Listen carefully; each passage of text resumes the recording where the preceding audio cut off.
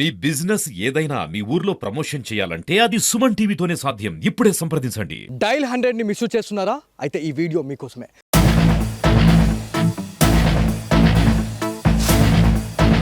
ఎందుకు ఈ మాట అంటున్నానంటే యాక్చువల్లీ నిజామాబాద్ జిల్లాలో ఒక ఇన్సిడెంట్ అయితే జరిగింది.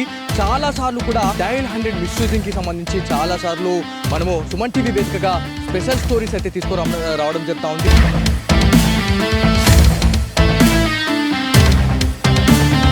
నమస్తే, welcome to Suman TV. Nizamabad జిల్లాలో ఆత్మహత్యలకు కేర్ ఆఫ్ అడ్రస్గా రైల్వే స్టేషన్ కొన్ని ట్రాక్స్ అయితే మనకి బయటపడుతూనే ఉన్నాయి. మనకి ఆత్మహత్యలకు అడ్డాగా మారినాయని చెప్పేసి మన గతంలో కూడా చాలాసార్లు స్టోరీస్ చేయడం జరిగింది. దాంతోపాటు ఆర్పీఎఫ్ అధికారులతో పాటు తెలంగాణ స్టేట్ పోలీస్ ఏదైతే మనకి రైల్వే స్టేషన్లో కీలక పాత్ర పోషిస్తూ ఉంటారండి. సో వీళ్ళు ఏదైతే మనకి మార్నింగ్ అయితే వీళ్ళకి కాల్ అయితే రావడం జరిగింది. డైల్ 100కి కాల్ వచ్చిన తర్వాత ఎవరైతే మనకి ఎస్ఐతో పాటు వాళ్ళ కానిస్టేబుల్స్ ఎవరైతే ఉన్నారో వాళ్ళ బృందం ఒక్కసారిగా ఉలిక్కి పడ్డారు. అసలు ఏం జరిగింది అనే దానిపైన అయితే ఒకసారి ఆరోపిస్తే మాత్రం నిజామాబాద్ జిల్లాకి సంబంధించినటువంటి ఒక అధికారి అని చెప్పుకోవాలా. సో ఈ మధ్య కాలంలో తెలంగాణ స్టేట్ పోలీస్ లో అయితే మనకి చాలా వరకు కూడా ఆత్మహత్యలు కలకలం రేపుతా ఉన్నాయి. కాకపోతే చాలా వరకు కూడా మనము ఒక బాధ ఏమన్నా ఉన్నా మనకేమన్నా లేకపోతే ఇంకేమన్నా ఉన్నా కూడా పోలీస్ అధికారులను వెళ్ళి మనం ఆశ్రయిస్తాం. కాకపోతే అట్లాంటి పోలీస్ అన్నలకి వల్ల ఇబ్బందులు లేకపోతే అట్లాంటి కష్టాలు వస్తే అసలు వాళ్ళు ఎక్కడికి వెళ్ళాలా అనేది చాలా వరకు కూడా క్వశ్చన్ మార్క్ అయితే ఉంది. ఇవాళ మార్నింగ్ అయితే నర్సయ్య అనే క్యాండిడేట్ ఎవరైతే జెండా గల్లీకి సంబంధించినటువంటి వ్యక్తి తను పోలీస్ అధికారి అని చెప్పి తెలుస్తూ ఉంది. సో తను ఏదైతే వాళ్ళ భార్య దాంతోపాటు వాళ్ళ ఇంటి వేధింపులు తట్టుకోలేక ఒక కానిస్టేబుల్ ఇవాళ ఆత్మహత్య యత్నానికి అయితే తను పాల్పడ్డాడు అని తెలుస్తూ ఉంది. అక్కడ మనకి వెహికల్ వెళ్తూ ఉంది. మనకి ట్రైన్ ఏదైతే వచ్చిందో అక్కడ మనకి హనుమాన్ టెంపుల్ అండి. ఆ హనుమాన్ టెంపుల్ పక్కనే తను కూర్చొని ఉన్నాడు. ఒకవేళ తను ఆత్మహత్య చేసుకుందామని చెప్పేసి వచ్చిండు. అదంతా తెలుసుకున్న తర్వాత ఏదైతే వాళ్ళ భార్య డైల్ 100కి కాల్ చేసిన తర్వాత రైల్వే పోలీస్ అధికారులు ఎవరైతే మనకి స్టేట్ పోలీస్ అధికారులు అయితే అప్రమత్తం కావడం జరిగింది. వాళ్ళు ఉట్టిన వచ్చి ఆ నర్సయ్య అనే క్యాండిడేట్ని అయితే కాపాడడం జరిగింది. సో మనతో సార్ రెడ్డి గారు. సార్ నమస్తే సార్. సో మీరు చాలామంది అంటే ఇక్కడ మన రైల్వే స్టేషన్ గురించి మాట్లాడుకుంటే చాలా పెద్ద రైల్వే స్టేషన్ అని చెప్పుకోవాలి. మళ్ళీ చాలామందిని మీరు ఇవాళ రెస్క్యూ చేస్తూ ఉన్నారు. చాలామందిని చనిపోయే వాళ్ళని కూడా మీరు ఇవాళ కౌన్సిలింగ్ ఇచ్చేసి మీరు ఒక మంచి రూట్లోకి వెళ్ళేటట్టుగా మీరు చాలా వరకు కూడా కౌన్సిలింగ్ చేస్తూ ఉన్నారు. కాకపోతే ఇవాళ ఒక కానిస్టేబుల్ ఇవాళ చనిపోవడానికి తను ఇవాళ యత్నించిండు. అసలు ఏం జరిగింది సార్ అసలు? గుడ్ ఆఫ్టర్నూన్ అండి. ఇక నిజామాబాద్ రైల్వే స్టేషను ఈ మధ్యకాలంలో సూసైడ్ అనేది చాలా పెరిగిపోయింది. ఆ సూసైడ్ సంబంధించిన మేము రెగ్యులర్గా అవేర్నెస్ ప్రోగ్రామ్స్ కూడా పెట్టినాము. మరి అవేర్నెస్ ప్రోగ్రాంలు కూడా చాలామందికి చెప్పడం జరిగింది. మీడియా ద్వారా, ప్రెస్ వాళ్ళ ద్వారా కూడా జరుగుతున్నది. ఈ మధ్యలో అందరూ కూడా చిన్న చిన్న విషయాలకు రోడ్డు మన ట్రాక్ పైకి వచ్చి మరి చనిపోవాలన్న ప్రయత్నం చేస్తారు, చనిపోతున్నారు కూడా. ఎక్కువ అవుతున్నాయి. ఈ సంవత్సరం ఈ జనవరిలో నుండి కూడా దగ్గర దగ్గర 10-15 వరకు అయినాయి. మరి లాస్ట్ ఇయర్ మాత్రం ఒక 50-60 దాకా సూసైడ్ కేసెస్ అని, అంటే వివిధ కారణాల వల్ల వాళ్ళు ట్రాక్ పైన వచ్చి వాళ్ళ జీవితాలని ఇది చేసుకుంటున్నారు. మరి ఎన్నోసార్లు చెప్పాము మేము ఇట్లా చేయకూడదని చెప్పేసి అవేర్నెస్ ప్రోగ్రామ్ పెట్టాము. ప్రతి ఇంట్లో సమస్యలు ఉంటాయి. ఆ సమస్య తీసుకోవడానికి మరి ఎన్నో రకాలుగా ఎన్నో కోర్టులు ఉన్నాయి. కలెక్టర్స్, కమిషనర్స్, ఎస్పీస్, ఎన్నో మండల కేంద్రాల్లో ఎంఆర్ఓస్ ఉంటారు, పెద్ద మనుషులు ఉంటారు. అన్ని రకాలుగా ఉన్నా కూడా మరి వాళ్ళు క్షణిక ఆవేశంగా మరి ఇక్కడ ట్రాక్ పైన వచ్చేసి వాళ్ళ ప్రాణాలు తీసుకుంటున్నారు. Exactly sir. అంటే మళ్ళీ ఒక నార్మల్ పబ్లిక్ వాళ్ళు వచ్చి ఆత్మహత్య చేసుకోవడం వేరు, ఒక ఉన్నత స్థానంలో ఉండి వల్ల తను ఆత్మహత్య చేసుకోవడం అనేది, అంటే 10 మందికి చెప్పే క్యాండిడేట్ వల్ల తను ఆత్మహత్య చేసుకోవడానికి పాల్పడుతున్నాడు.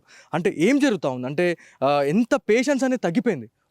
మీరు అన్నట్టు ఒక చిన్న ఇబ్బంది జరిగితే పోతున్నారు, రైల్వే ట్రాక్లో కింద పడుతూ ఉన్నారు, చనిపోతూ ఉన్నారు, లేకపోతే పాయిజన్ తాగుతూ ఉన్నారు, చనిపోతూ ఉన్నారు, ఉరేసుకొని చనిపోతూ ఉన్నారు. సో మీరు ఏం చెప్పాలనుకుంటున్నారు? పోలీస్ అధికారులకు కూడా ఇట్లాంటి సిచ్యువేషన్ ఇవాళ వచ్చిందంటే మీరు వీళ్ళతోటి మన ప్రజలకి ఏం ప్రజలకు చట్టము తెలుసు తెలియదు కొంతమందికి, కానీ డిపార్ట్మెంట్ వాళ్ళకు కూడా అది తెలుసు. కానీ వీళ్ళు కూడా డిపార్ట్మెంట్ తరఫు నుంచి వాళ్ళు కూడా క్షణిక ఆవేశానికి, అంటే వాళ్ళ ఇళ్లలో జరిగిన సమస్యని తీవ్రంగా పరిగణించేసి తొందరగా నిర్ణయం తీసుకొని ట్రాక్ పై వస్తున్నారు. ఇంతకుముందు కూడా ఒక 3 months బ్యాక్ కూడా ఒక హోంగార్డ్ ఇక్కడ చనిపోయడం జరిగింది. అదే సేమ్ ప్లేస్లో హనుమాన్ టెంపుల్ బ్యాక్ సైడ్. అది అందరికీ తెలిసిన విషయమే. మళ్ళీ ఈ రోజు కూడా జరిగిన విషయం ఏంటంటే, నరసింహులు అనే వ్యక్తి, ఆయన జనరల్ నెంబర్ 775 హోంగార్డ్ నెంబర్, ఇక్కడ నిజామాబాద్లో డ్యూటీ ఉన్నది. తనకు 2-3 రోజుల నుంచి భార్య తరఫు నుంచి గొడవలు అవుతుందని చెప్పేసి తను ఇక్కడ వచ్చి ట్రాక్ పైన రావడం జరిగింది. ట్రాక్ పైన వస్తే తన భార్య 100 కాళ్ళు చేయడం జరిగింది. ఇమీడియట్లీ స్పందించి ఇక్కడ డ్యూటీలో ఉన్న మా కుబేరు హెడ్ కానిస్టేబుల్ మరియు రాములు కానిస్టేబుల్ వాళ్ళు ఇమీడియట్లీ అక్కడికి స్పాట్కి పంపించేసి ట్రాక్ పై నుంచి ఆయనకు నచ్చజెప్పి తీసుకొచ్చి కౌన్సిలింగ్ ఇచ్చేసి మళ్ళీ వాళ్ళ భార్యను కన్సల్ట్ పోలీసులను పిలిపించేసి వాళ్ళకి అప్పయిపోయినది. నా తరఫున ప్రజలకు కానీ డిపార్ట్మెంట్ కానీ ఎవరికైనా కానీ క్షణిక ఆవేశంలో తొందరపడి నిర్ణయం తీసుకోవద్దు. ఎన్నో దారులు ఉన్నాయి, మనకు బతకడానికి చాలా దారులు ఉన్నాయి. ఇక్కడ వాళ్ళ దగ్గర ఉండలేకుంటే వేరే దగ్గర పోయి ఉండొచ్చు, వేరే చోట పోయి ఉండొచ్చు.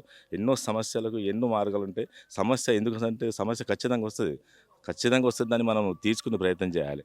సో ఖచ్చితంగా మిమ్మల్ని అయితే అప్రిషియేట్ చేయాలి. ఎందుకంటే డైల్ 100ని చాలామంది మిస్యూజ్ చేస్తూ ఉన్నారు.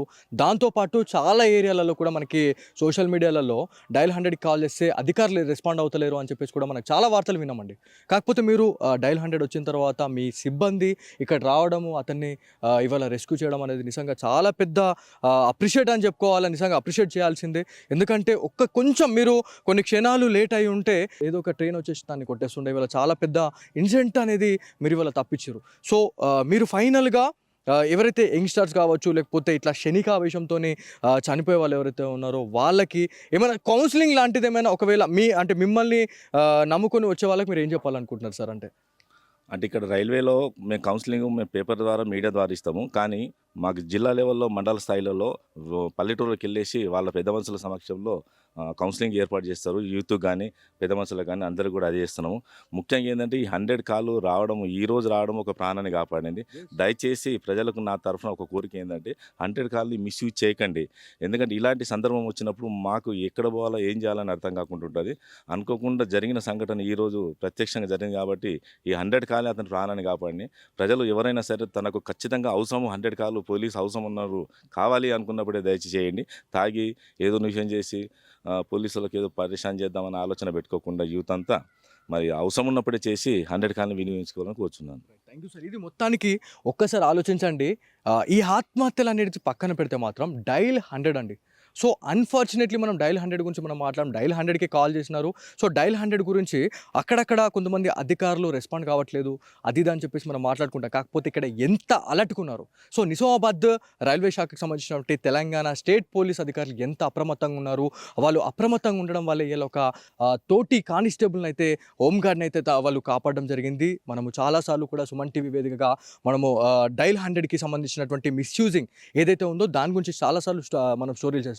చూడండి, మనం డైల్ 100 మిస్యూజ్ చేయడం వల్ల ఇవాళ వీళ్ళు ఎవరైతే ఇప్పుడు ఈ డిపార్ట్మెంట్లో వాళ్ళు ఎవరైతే ఉన్నారో ఇది నార్మల్ కాలే, ఇదంతా ఫేక్ కాల్ అని చెప్పేసి అనుకుంటే ఇవాళ ఇతను చనిపోయి ఉండేవాడు.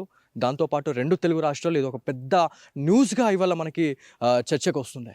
కాకపోతే డైల్ 100 గురించి అయితే చాలా మంచి ఇన్ఫర్మేషన్ అయితే చెప్పారు. అది దాంతోపాటు ఎవరైతే క్షణికావేశంతో చనిపోయే వాళ్ళు ఎవరైతే ఉన్నారో ఖచ్చితంగా పోలీస్ అధికారులు ఉన్నారు, వాళ్ళ దగ్గరకు వచ్చి మీ బాధ ఏమన్నా ఉంటే ఖచ్చితంగా మీరు వాళ్ళకి చెప్పుకోండి, కౌన్సిలింగ్ ఇస్తారు అని చెప్పేసి మనకి ఎస్ఐ సాయిరెడ్డి గారు అయితే మనం చెప్పడం జరుగుతుంది.